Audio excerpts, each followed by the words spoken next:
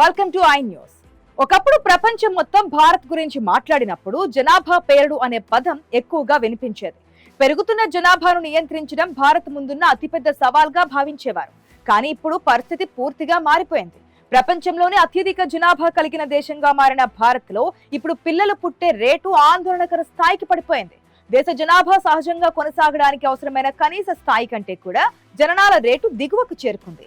ఇది కేవలం గణాంకాల మార్పు మాత్రమే కాదు, దేశ భవిష్యత్తును ప్రభావితం చేసే కీలక పరిణామం. భవిష్యత్తులో యువత సంఖ్య తగ్గిపోతుందా? వృద్ధుల జనాభా పెరిగిపోతుందా? ఆర్థిక వ్యవస్థపై దీని ప్రభావం ఎలా ఉంటుంది? ప్రపంచ కుబేరుడు ఎలన్ మస్క్ కూడా ఎందుకు ఈ అంశంపై స్పందించాడు? ప్రస్తుతం దేశవ్యాప్తంగా చర్చకు దారితీస్తున్న ఈ కీలక అంశంపై పూర్తి వివరాలను ఇప్పుడు తెలుసుకుందాం. భారత్లో జనాభా వృద్ధి చరిత్రలో ఒక కీలక మలుపు నమోదైంది.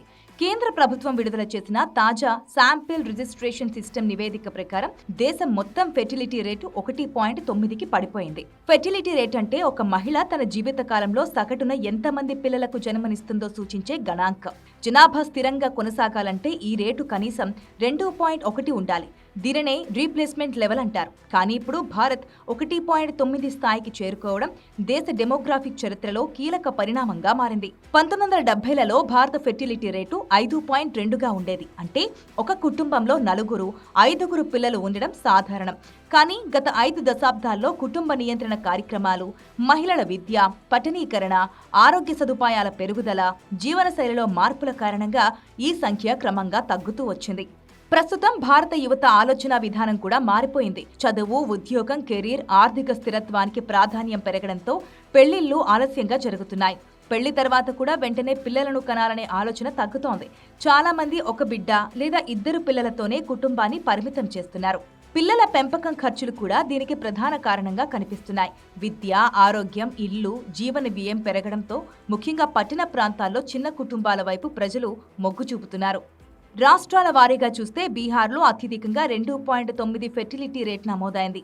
ఉత్తరప్రదేశ్, మధ్యప్రదేశ్, రాజస్థాన్ వంటి రాష్ట్రాలు ఇంకా రీప్లేస్మెంట్ లెవెల్కు దగ్గరగా ఉన్నాయి. అయితే ఢిల్లీలో కేవలం 1.2, కేరళలో 1.3, తమిళనాడు, కర్ణాటక వంటి రాష్ట్రాల్లో కూడా జననాల రేటు గణనీయంగా తగ్గిపోయింది. ఈ గణాంకాలు కేవలం జనాభా తగ్గుదలను మాత్రమే సూచించడం లేదు. భవిష్యత్తులో దేశ ఆర్థిక వ్యవస్థపై కూడా ప్రభావం చూపే అవకాశం ఉందని నిపుణులు హెచ్చరిస్తున్నారు. ప్రస్తుతం భారత్కు ఉన్న అతిపెద్ద బలం యువ జనాభా. ప్రపంచంలోని అనేక దేశాలు వృద్ధాప్య జనాభాతో ఇబ్బంది పడుతూ ఉండగా భారత్ యువశక్తితో వేగంగా ఎదుగుతోంది. కానీ జననాల రేటు ఇలా తగ్గుతూ పోతే కొన్ని దశాబ్దాల తర్వాత పనిచేసే వయసులో ఉన్న జనాభా తగ్గిపోవచ్చు. అదే సమయంలో పెన్షన్లు, ఆరోగ్య సేవలు అవసరమయ్యే వృద్ధుల సంఖ్య పెరిగిపోవచ్చు. ఇప్పటికే జపాన్, దక్షిణ కొరియా, ఇటలీ, చైనా వంటి దేశాలు ఇదే సమస్యతో పోరాడుతున్నాయి. అక్కడ జనాభా వృద్ధి దాదాపు ఆగిపోయింది. ఉద్యోగాలు ఉన్నా పనిచేసే యువత దొరకని పరిస్థితులు ఏర్పడుతున్నాయి. ఈ నేపథ్యంలో ప్రపంచ కుబేరుడు ఎలన్ మస్క్ చేసిన వ్యాఖ్యలు ఇప్పుడు చర్చనీయాంశంగా మారాయి. సోషల్ మీడియా వేదికగా ఎక్స్లో భారత్లో జననాల రేటు రీప్లేస్మెంట్ లెవెల్ కంటే దిగువకు పడిపోయిందని పేర్కొన్న ఒక పోస్టుకు స్పందించిన మస్క్, భారత్లో ఫెర్టిలిటీ రేట్ ఇప్పుడు రీప్లేస్మెంట్ స్థాయి కంటే తక్కువగా ఉంది. ముఖ్యంగా అత్యంత విద్యావంతుల వర్గాల్లో ఈ పరిస్థితి చాలా సంవత్సరాల క్రితమే ప్రారంభమైంది అని వ్యాఖ్యానించారు. ప్రపంచవ్యాప్తంగా జననాల రేటు తగ్గడంపై గత కొన్నేళ్లుగా మస్క్ వరుసగా హెచ్చరికలు చేస్తూ వస్తున్నారు. మానవాళి ఎదుర్కొనే అతిపెద్ద ప్రమాదాల్లో జనాభా క్షీణత కూడా ఒకటని ఆయన గతంలో పలుమార్లు వ్యాఖ్యానించారు. అయితే నిపుణుల అభిప్రాయం మాత్రం కొంత భిన్నంగా ఉంది. జననాల రేటు తగ్గడం పూర్తిగా ప్రతికూల పరిణామం కాదని వారు చెబుతున్నారు. తక్కువ జనాభా వృద్ధి వల్ల వనరులపై ఒత్తిడి తగ్గుతుందని, కుటుంబాలు పిల్లల విద్య, ఆరోగ్యం, జీవన ప్రమాణాలపై మరింత పెట్టుబడి పెట్టగలవని అంటున్నారు. కానీ మరోవైపు భవిష్యత్తులో వృద్ధుల జనాభా పెరుగుదల, కార్మికుల కొరత, సామాజిక భద్రతా పథకాలపై పెరిగే భారం వంటి అంశాలకు ఇప్పటి నుంచే ప్రణాళికలు సిద్ధం చేయాల్సిన అవసరం ఉందని సూచిస్తున్నారు. ఒకప్పుడు జనాభా ఎక్కువ అనేది భారత్కు సవాల్. ఇప్పుడు జననాల రేటు తగ్గిపోవడం కొత్త చర్చగా మారింది.